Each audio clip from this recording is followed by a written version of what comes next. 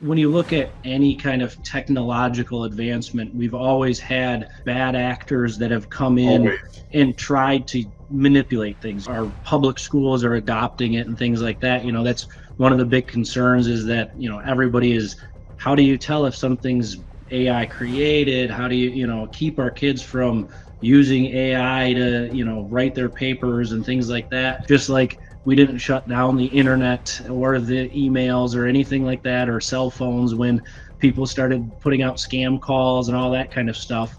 You just got to kind of take it a little bit for what is out there.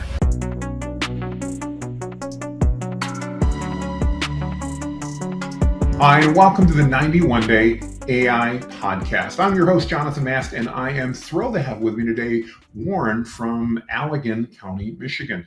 Warren and I met through a series of courses that we've been in and an AI group that I run that Warren's been a very instrumental partner of and adding value in. Warren, I just want to thank you for taking some time today to chat. I'm looking forward to kind of unpacking your story. We've kind of got to know each other a lot over the last number of months, but not in a lot of detail. And even though technically we, for most of the year, live just about 50 miles apart, we've never actually taken the time to grab coffee. We got to fix that one of these days. But in the meantime, tell everybody a little bit about yourself. Don't let me butcher the introduction, but tell us a little bit about Warren and who it is that you serve, Warren. Yeah. So my name is Warren Schuitema. A little bit about myself. I'm 36 years old, lived in Michigan all my life. I'm married to my high school sweetheart for the last 15 years, and we have two beautiful girls. Both have birthdays coming up. One's going to be turning 2 this week, and the other turning 7 at the end of December. I've done a variety of work experience roles in manufacturing and customer service and things like that. And just last year, I actually decided I wanted to branch out on my own and start my own digital agency. And so I started my own digital agency called Matchless Marketing, where we primarily focus on helping pet businesses with their digital needs, social media, SEO, things like that.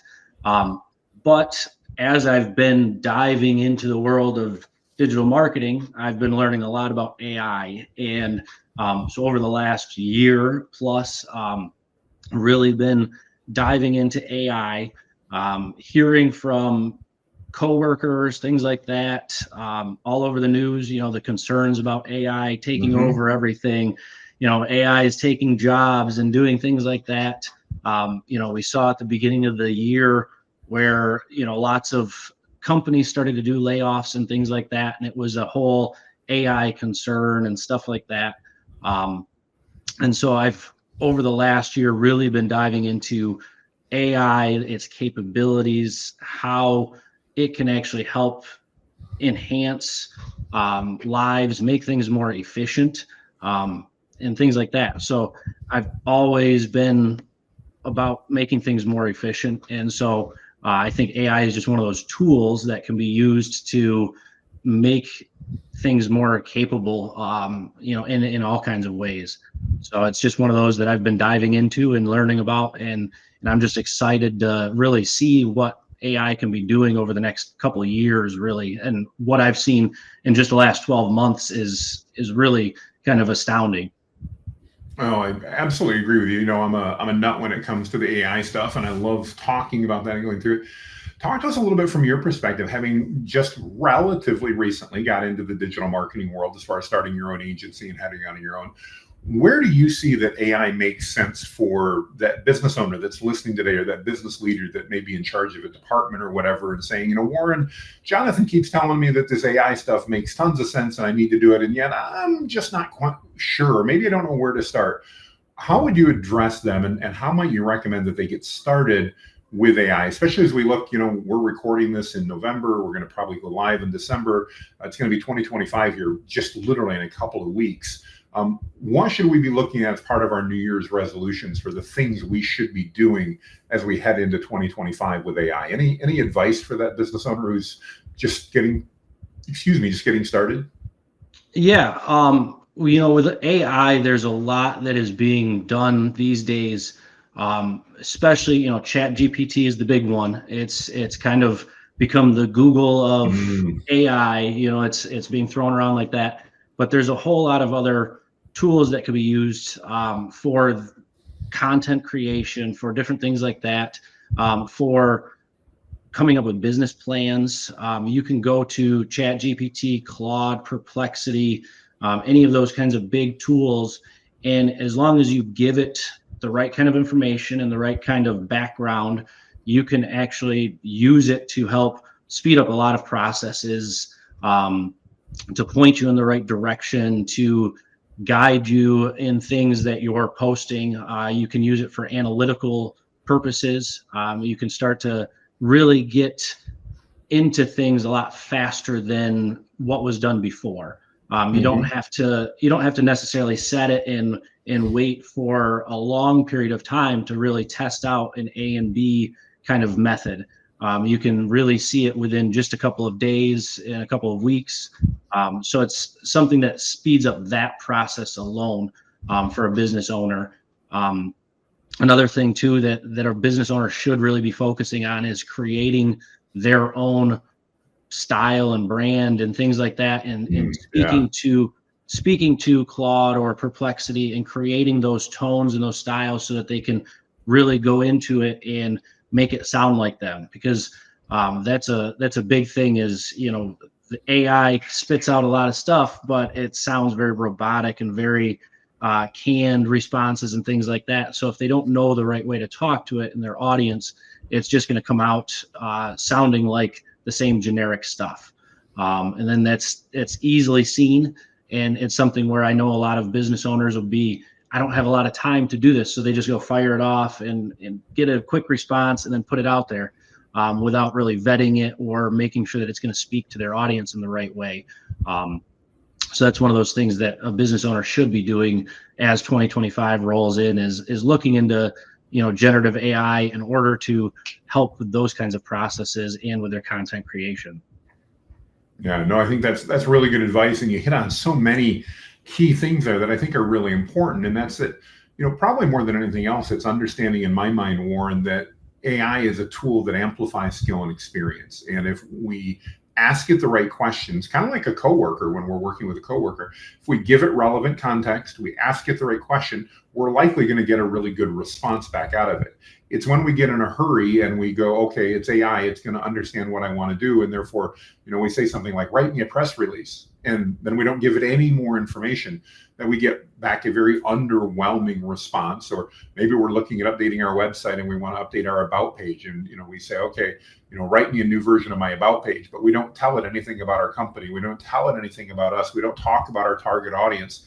Without that, obviously, it's not going to be capable of doing a very effective job in those areas. And those are just two marketing things.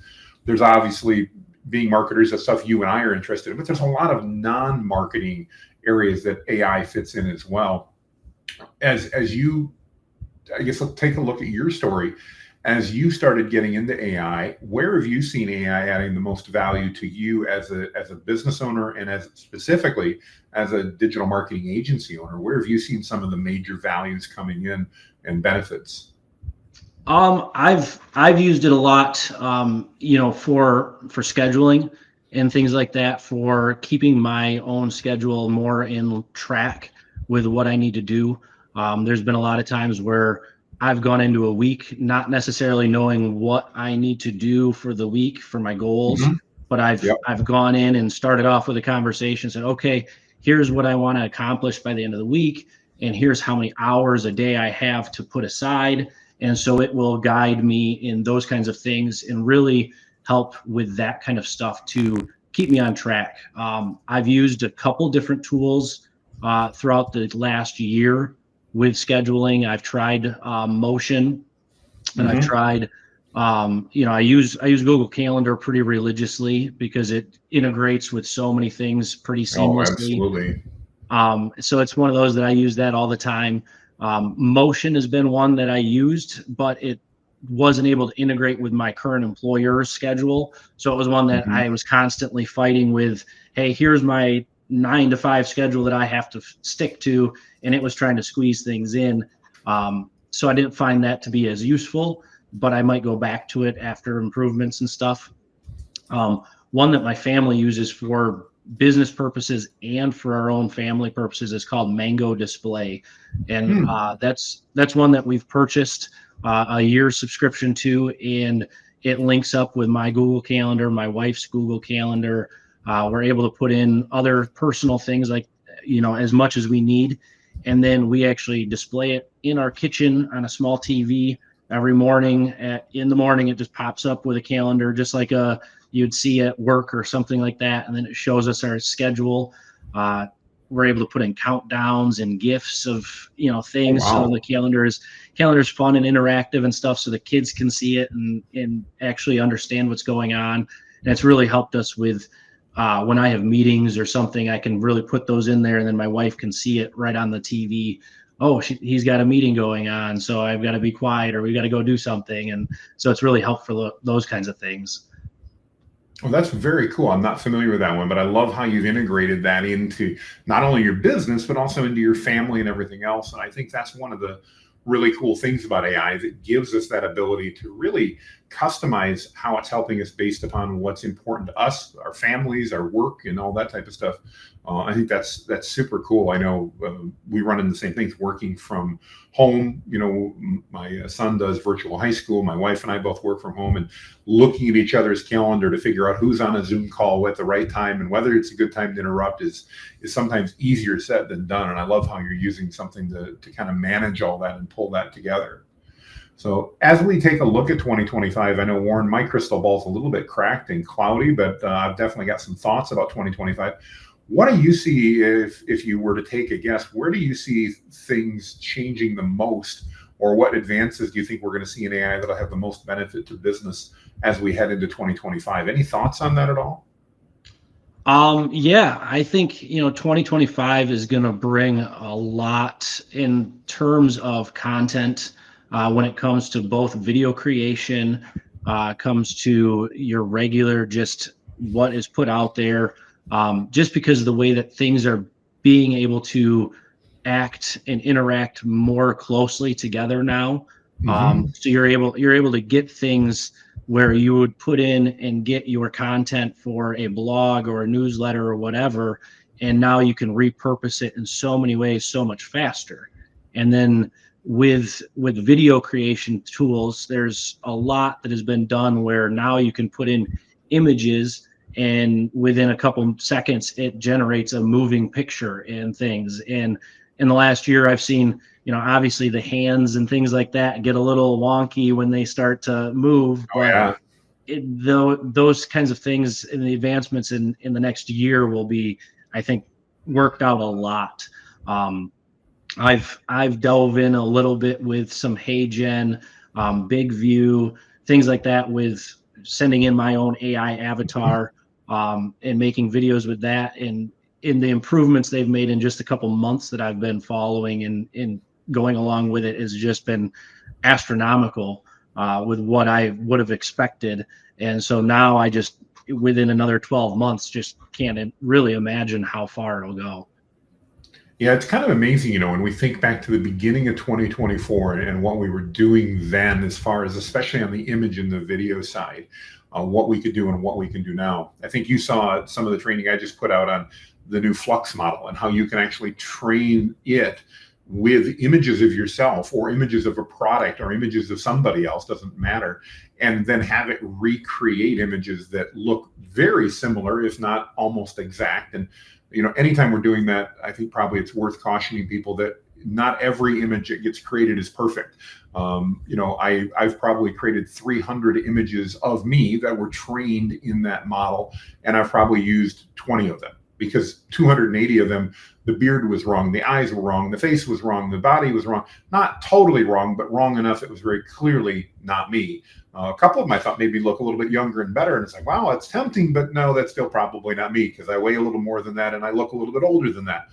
But there's so many advancements that are there. We couldn't have even dreamed of doing that a year ago. And then some of the video capabilities that literally you can take a still image nowadays, you can upload that image, and with a text prompt, such as, a picture of you and I doing the Zoom call, and we could upload a text prompt and it said, two guys with great beards talking together about AI, and it would take and turn that simple image of us into a 5 to 10 second clip, not with audio necessarily, to do that. That just blows my mind. And then, we could talk about 11 Labs and other voice tools out there that give you the ability to record even a couple of minutes worth of voice content, and then go in and say, all right, well, Warren, you messed up that verse, or more than anything else, Jonathan, you said that wrong. I can now go in and type out a message and have my voice recreated saying whatever that is. Now, that brings with it, to me, some cautionary tales, because obviously, we just finished a political season here in the U.S., and now we go into the post-political season. And not to get into politics at all, but I think it reminds us of how important it is that probably more than ever, we can't necessarily believe everything we see and hear, because the average Joe, you and I, with a computer and just a little bit of knowledge, can pretty much make anybody say anything on video or audio and make the general public, their spouse may not believe it, their kids may not believe it, but everybody else could look at it and see that. Where do you see that as far as a risk going forward? I know my perspective is I have a lot of faith in humankind, and I'm not that worried about it, but I know some people are. Where do you fall on that spectrum, Warren, as far as the fears associated with fake content and things like that from an AI perspective going forward? Any thoughts on that at all? Yeah, that's one of those things. I've had conversations with my dad, with others and things like that about AI and deep fakes and stuff, and how it's been already out there, and that's one of those things where, they're afraid of what can be done with it and everything like that. But I kind of tell them, when you look at any kind of technological advancement, we've always had bad actors that have come in and tried to manipulate things. You've had, when emails came out, you're getting emails from princes in Africa that want to send you all this money and things like that. You've got cars. You've got people that have driven cars and gotten into accidents and stuff. You've got people that have hijacked planes. There's all kinds of it. You just see it where any kind of technological advancement, there's going to be bad actors or bad manipulators that will try to do it. But like you said, humanity usually has prevailed in those instances, and the greater good has come out. I believe that most of the time people will still be able to tell the fakes, things like that. The phishing schemes. You will get people that will fall for it, but in the majority, I think that it's a really great tool, actually. Just like we didn't shut down the internet or the emails or anything like that, or cell phones, when people started putting out scam calls and all that kind of stuff. You just got to kind of take it a little bit for what is out there. And the thing is I know a lot of companies that are creating the AI tools are also working on detecting tools and stuff like that. Google is putting out watermarks on a lot of their images and stuff like that, so that you can tell when it's AI generated. You see, Meta does the same thing. They have the little verified symbol or the Meta symbol in the corner. So they do put out things like that. There's tools out there that are available to reverse check things for originality and stuff. So it's just one of those where people have to use those tools to kind of gauge their own, do you believe it or not? And that kind of stuff. Yeah. One of the things that I think is so true there, and is important, especially for you and I as digital marketers, is helping people understand how important their personal brand becomes in an age of AI. Because if you have a strong personal brand and somebody says something that's totally different and creates a fake video, it'll be a whole lot easier for you to go, look, that's not me. Just look at who I am, and you'll know that's not something I would say or do. And so I think that makes it that much more important, especially for those business owners and business leaders, to really make sure that they've developed their brand and focused on that. From your perspective as a digital marketer, do you see any shifts happening there? You mentioned you do SEO and all that type of stuff. Have you seen any changes? And I'm thinking particularly now with like the new ChatGPT search and Perplexity. Any thoughts, any feedback, any changes that you've seen that businesses need to be paying attention to as far as AI as it relates to search and digital marketing at all? Well, I've kind of gone away from using Google a lot for my own searches and things like that. And now that ChatGPT has rolled out their web search capabilities, I've been using that and Perplexity on a number of things. If I'm pulling out my phone, usually I'm going into those apps rather than Google or anything like that. Um, so I have noticed that kind of stuff, but um, it's just one of those where those kinds of tools are going to have to be a little bit more thought of for people as they're doing it, as they're developing content and stuff along those lines. So I think that it's being more used. I've also heard more people are actually, I see it more commonly now, especially when you go into different Facebook groups and, somebody will ask a question to the group and they'll say, how do I do this? Or I'm looking for this kind of guidance. And one of the first responses you're seeing is a canned Chat GPT response, Yes. where it's cut and paste and everything like that. And you can see the, clear delimiters and things like that, hey, this is a cut and paste response. So I think you're going to see that kind of stuff getting watered down in Facebook groups a lot more, as it's becoming a more widely used tool. Just like when Google, Yep. I used to be one of those that would say, when somebody would go to Facebook groups and they'd be like, who do you recommend for, getting my, dog groomed in this area? I'm like, why aren't you going to Google? Yeah, just ask Google. They've got a whole list. Yeah. That's going to give you the actual businesses and not, 50 different responses from people and stuff. And now you're seeing it now where same kind of questions, but now you're seeing the response where it's just a Chat GPT cut and paste. Hey, this is what they asked. Here's what the response is. So there's a lot of those kinds of things, but for a marketer and a business owner, if they know how to use the tools a little bit better, they can go to Chat GPT or Perplexity with those same questions that somebody's asking in their group or another group, and they can actually ask it in a better way, and give the Chat GPT that it's an expert in something, and then they will get a much better response back. So that when they go back to that person in the group, it sounds much better and it sounds more well thought out and things like that. So just using the tool a little bit better and in a little bit different of a way. I think that's a really good point, and I think it points out why it's so important to learn as a business owner how to utilize these tools, because I often compare it to getting the oil changed in my car. I technically am smart enough and capable enough that I could change the oil in my car. I haven't done so in decades. Yeah, I haven't done so in decades, though. Exactly. But I've made the conscientious choice not to do it because I don't want to. And so I pay an exorbitant amount of money, and all things considered, to have somebody else do it so I can pull in and sit in my car while somebody else crawls beneath and drains the oil and fills it up and checks my tires and all that. And I'm not the only one that does it, because, of course, there's quick oil change places all over, at least in the United States. They're everywhere. So obviously, I'm not the only person choosing that. And I think that's important for business leaders to understand as it comes to AI.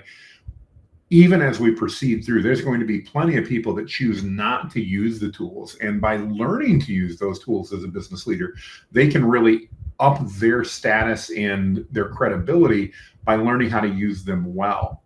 I actually just recorded before this a video. I'm sure are familiar with this, but you can tell ChatGPT or Claude or any of the models to take content that it's created. Let's say we go to Perplexity and we do a search to answer a question. I could then paste that back into ChatGPT and tell it just to humanize it. By just using that command, it will rewrite that content in a more engaging, a more conversational way. And of course, it'll remove all of the weird characters that sometimes come in. And that now two-step process to answer a question when somebody asks something that maybe I kind of know, but I'm not perfect or don't know the right way to word it, allows me to be seen as an expert in that area, because I can go ahead and provide value because I took the time to learn how to do the search properly and then how to format it properly. So I didn't just copy and paste with all of the markdown characters in it that make everybody go, oh yeah, there's a bunch of asterisks. He just copy and pasted that out of ChatGPT. So I think that's a really good point you bring up there. Another thing I want to ask you about, Warren, obviously, again, I mentioned we're going to be going live with this, in December of 2024. That means New Year's resolutions and that are right around the corner. One of the things I'm hearing from a lot of business people is that they're worried that the wave is already past, that they've missed it, that they're too late. It's too late to get started with AI. Admittedly, I don't believe that. I don't think we're there yet. I don't think we're even close, but I'd love to get your perspective on that as a business owner looking at forward in 2025. Is it too late to start integrating AI? No, I don't think so at all either. I work for a larger corporation that, uses Salesforce, and, they just rolled out their agent force and things like that, which is AI agents for Salesforce. You're seeing Microsoft has their own AI agents that they're rolling out. So yes, the larger companies are rolling out with those kinds of things. But smaller businesses and small businesses can get in, and they can purchase small little subsets of AI. $20 a month for Chat GPT Pro. Mm-hmm. They can get year subscriptions, things like that, and they can use AI more advantageously for themselves, to help with their business. It's never too late to really learn and jump in. That'd be like, saying, hey, it's too late to buy a computer or something like that to Right, help me with my exactly. business. It's more of a tool. And as people are coming out, there's all kinds of things that are coming out. Every day you see a new different kinds of AI tool that comes out. There's all kinds of ones that aggregate where they roll them up together. Mm-hmm. Um, a lot of businesses now are able to incorporate their own AI chatbots, for small fees and things like that, where it's just like your bit larger companies used to have the Q&A questions that would pop up in the bottom corner of the website where you could click on it and ask a question. Now, any business can kind of roll that out and put that on their website. And with a little bit of training, they can, tell them their hours, give them FAQ kind of stuff about their own business, make it personalized, and then anybody can access that website 24 hours a day and ask those questions, rather than having to send a contact us with an email and do that kind of stuff. They can ask questions right off the bat. So those are things that are just rolling out to a lot of businesses. I still see websites that don't have it. I still see Yeah. businesses that don't have it. So those kinds of things are still early adopting, and they're not very expensive either. A lot of businesses are a couple bucks a month, up to $50 to $200 a month to have that kind of chat bot, which is like having customer service 24 hours a day. So that kind of cost is pretty minimal. That kind of stuff, or even using AI for social media, for content creation, for speeding up those kinds of processes. It's not too late to get into that. They can save money on their own social media managers and things like that by learning how to leverage AI in, in the future, and to just create content to speed up those processes. So I don't think it's too late to adopt it at all. No, I'm with you 100%. In fact, I still think it's relatively early in the larger context of things. I think there's still so many ways to get ahead of your competition by learning how to leverage AI effectively, learning how to use it as a productivity hack and tool that can really help you get more done. And one of my favorite uses is, I get emails that I need to respond to, and I need to put some thought into as a general oil. And being ADD and busy like every other small business owner, I generally don't want to take the time to go and think through that. And it's kind of arduous. I love the fact that I can take that email and I can paste that into ChatGPT or Claude or any of the tools like that and say, hey, here's how I want to respond. Maybe I need to establish some good boundaries. Maybe I need to, write a rough message, or maybe I just need to try to move that process forward. And the AI tools can do such an amazing job now of analyzing what was written, taking that sentiment that I want to pursue, and creating something in literally seconds that now I can edit in probably a minute or two and be ready to send, when in literally a month, or not a month, but a year ago, I would have probably had to sit at my computer for 10, 15, 20 minutes pondering how to do it. My mind would, of course, wander. And so it wouldn't take 10 minutes. It'd take me 2 hours while that email stayed up, and I'd get other things, as I go through. I just see it as such a huge productivity enhancer, and it lets you get stuff done much, much faster, especially when you learn how to leverage it effectively. It's interesting. I don't know if you saw it yet, but MIT just released a new study that they've done with a bunch of their scientists and compared, does AI really help? And one of the things that was really so cool in this study is that they determined that when the scientists worked with AI was a huge productivity gain for them. And basically they collaborated with it. But when they just relied on AI, it really provided minimal benefit. It still had some, but it was much, much less benefit and less value because they just relied on AI without actually collaborating with it. And I thought that was so interesting as they took a look at research and all that and actually did a research study with a bunch of scientists to find out who was getting the most value. And it was very clear from their study that, again, it was those people that collaborated, that used it, like you were talking about, as a tool, not just as a replacement, that got the most value out of that overall. And I thought that was super interesting. I definitely think we're going to see more of that in 2025 as we move forward. So super exciting from that. Go ahead. I agree as well. And that's actually kind of one of those things that, as I, research a lot of the education system and, how people are, how our public schools are adopting it and things like that, that's one of the big concerns is that, everybody is, how do you tell if something's AI created? How do you, keep our kids from using AI to, write their papers and things like that? And it's one of those where, if they just go to it and try to say, yeah, write me a paper about blah, blah, blah, it's going to spit out a very canned response that doesn't give any value. But if the students, if, whoever is using it goes to it and says, I'm creating a paper about it, they, have to create a story about something historically, and then they want to put in their own perspective, they can use AI to ask them questions that they might not have thought of themselves.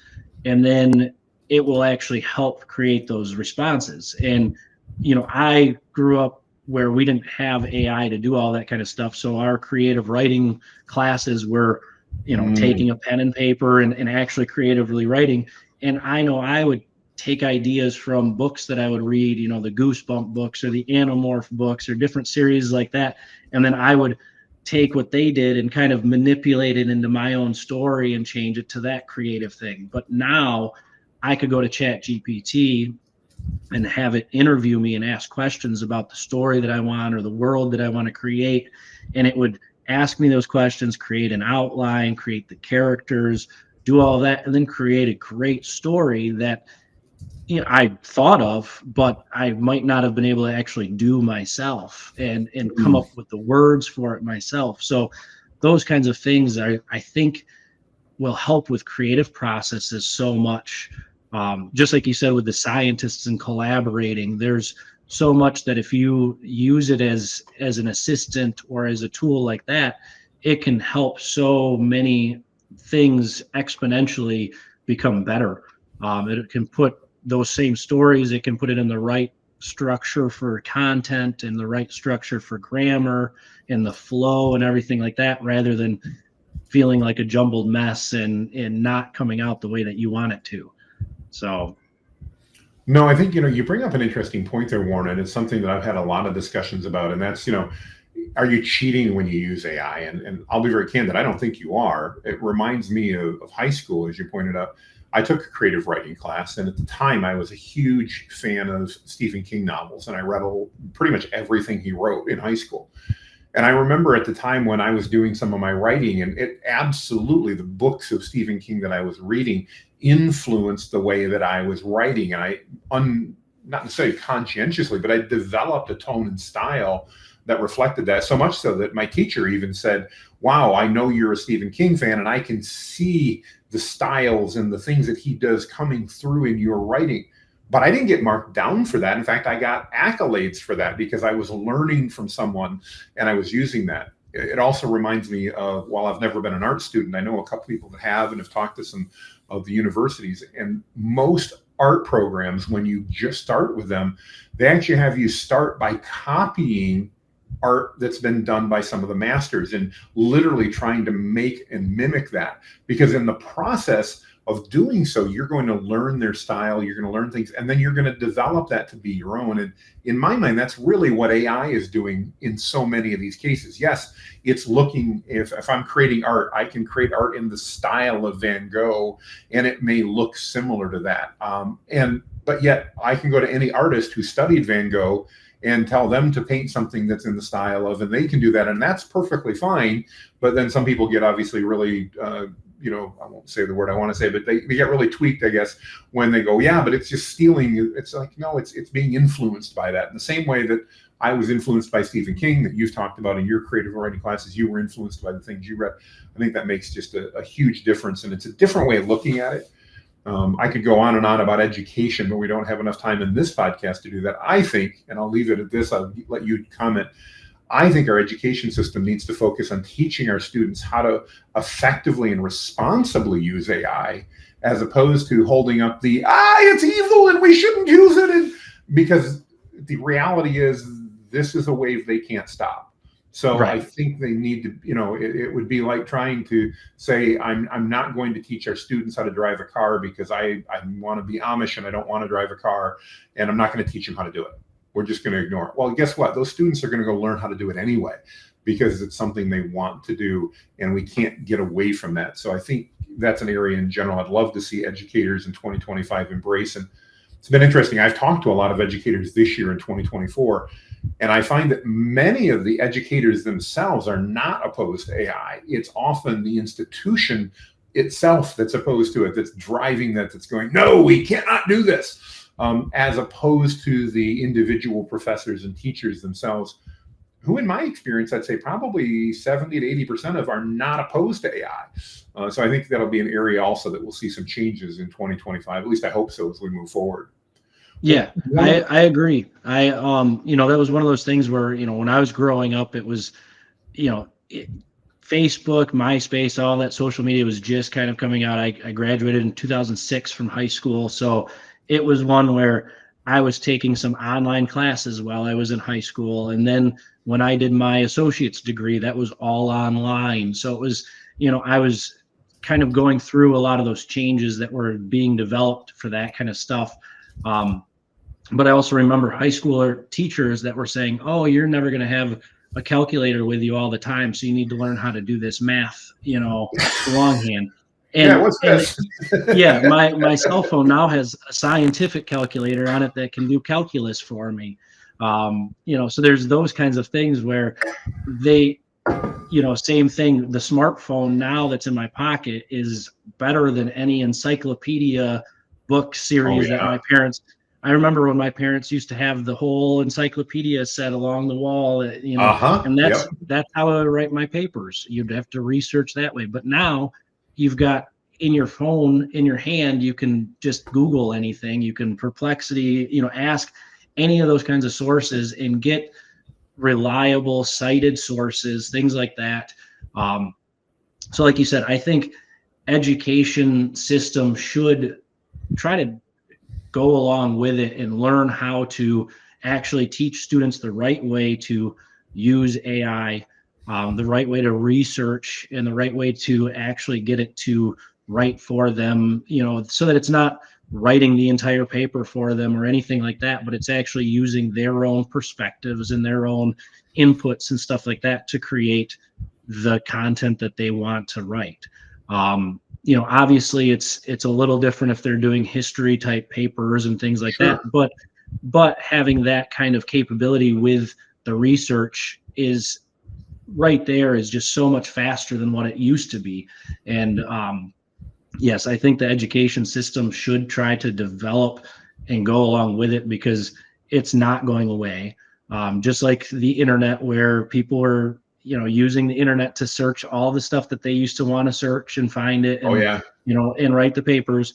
There's all kinds of tools out there, Chegg, Quizlet, Course Hero, all those different things where people can plug in the exact question that they're being asked online and get an answer for it. So if there's ways to cheat and everything like that, but there's also ways to use the tools to learn the step-by-step processes that can be done, learn the history of stuff. And then if it gives you an answer that you don't quite understand, you can actually ask it to give it to you in a simpler form, explain it to you as if you were a fifth grader, explain it to you as if you were, whatever kind of level you want to learn at, you can have it explain it that way. So it's just, I think that if they're able to know that they can do that, they can use that tool better. If educators are able to actually let students use ChatGPT, those that have a different kind of learning style or method that the teacher might not be, putting across to them, they can plug this into ChatGPT and then they can say, this is the way I like to learn. Give it to me in a visual manner, or give it to me in a step-by-step process. And ChatGPT will tailor the lesson plan to help them learn it in that way. So it's one of those where if an educator, could use it as an AI assistant where they're able to tailor custom plans to all of their students, they can make each student get an A with being able to do that. Yeah. No, I think you dealt with so many, man, there's so much we could go on. We need to do another episode just talking about AI in education. I think we are definitely on the same token there, but it's interesting. I remember, being in school when Google came out and then taking a couple classes. I guess I technically was out of college at that point, but hearing people go, well, don't Google it. Well, as an employer, if I'm hiring you, and let's face it, that's one of the reasons we should be going through schools to learn how to develop those skills. I'm going to pay more money for someone that knows how to use tools like Google and now ChatGPT and things like that to find the right answers, and that has the discernment because they've learned the way to use the tools responsibly, that they don't just copy and paste and go, oh, well, Google told me this quote was by Theodore Roosevelt. And you go, no, it wasn't, or whatever the case may be. There's all kinds of stuff. Well, as we bring the plane in for a landing, last question I want to ask you, Warren, and the name of our podcast is the 91-Day AI Podcast. And the reason we do that is I see so many people, business leaders in particular, either when they do AI, they either want to do it all right now, which never works, or they want to kind of stick their head in the sand like an ostrich. And so I love asking our guests, if you were to give people advice today, as we sit here at the end of 2024, what should they do in the next 3 months or the next 91 days to integrate AI into their organization in ways that they see positive impact? Any thoughts at all? And again, I haven't prepped you for this. There's no right or wrong answer, but any thoughts on, that average business, if such a thing exists, what would you recommend they do in the next 3 months to start bringing AI into their organization? Yeah, one of the easiest ways to do it is to, go to ChatGPT, go to Perplexity or Claude, any of those kinds of tools, go in and talk to it as if it was a business planner or something along those lines that would help you with your business. Give it some information about your own business with background about, how much revenue you're at, where you're at in your journey, and where you would like to be, what your goals are long term, and you can ask it to give you a 90-day plan, and you can be very specific with it. I've been specific enough where I'm like, hey, I work a regular 9 to 5, I've got 2 kids, and I really only have about 2 to 3 hours a day that I can focus on my digital business from these hours to these hours. What should I do to optimize all of my time? And it gives me a good structured plan, says here's for the next 90 days. And then you can break it into weekly structures. You can do that. And then even say, okay, break it down to me by the hour. This is what I need to do. And here's where I need to go.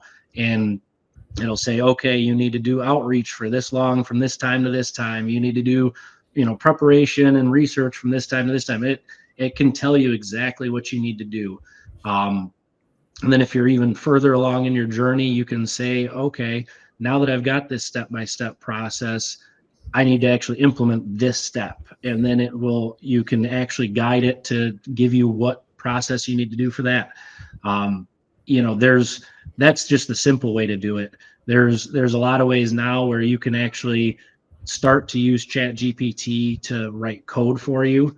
So you can actually start to get programs written for you to help your business and say, hey, I want to automate this kind of thing. And then it will start to write code for you so that you can actually automate processes and things. So if you're, a business owner that's doing something repetitively, you can record yourself doing it on your computer, and then you can actually get it to write you the standard operating procedure, write a program that can do it, and actually automate most of the processes. I would say I don't recommend automating everything. I do always recommend putting human input into it and things like that, because I've seen a lot where they're like, hey, I'm going to automate it and just have it go to Chat GPT with this kind of search content, and then it spits out an answer, and then they post it, and everything gets very repetitive in that kind of aspect. So you've always should put a final couple human touches in there and human views so that that it's giving you the right kind of new answers and things like that as well. No, great advice, and I love everything you shared there. I think some really good practical tips to help businesses engage and use AI and get some quick wins. Warren, if people are watching and they want to reach out to you, what's the best way for them to connect with you, Warren? They can go to warrenschuitema.com, where I've got a blog started for families and parents about AI and how to help navigate the world of AI for their families. Or they can find me on Facebook, LinkedIn, Instagram under Warren Schuitema. So I'm out there under all those kinds of social medias as well. Well, I want to encourage everybody. We didn't get a chance to dive into Warren's AI content on families, but I must admit, Warren, I think you're one of the most prolific and valuable contributors to AI and family that I've seen out there. I'm just astounded by the content that you put out, your perspective on that. And again, we probably should do a second episode here just to talk about that, because I think that in and of itself could warrant an entire conversation.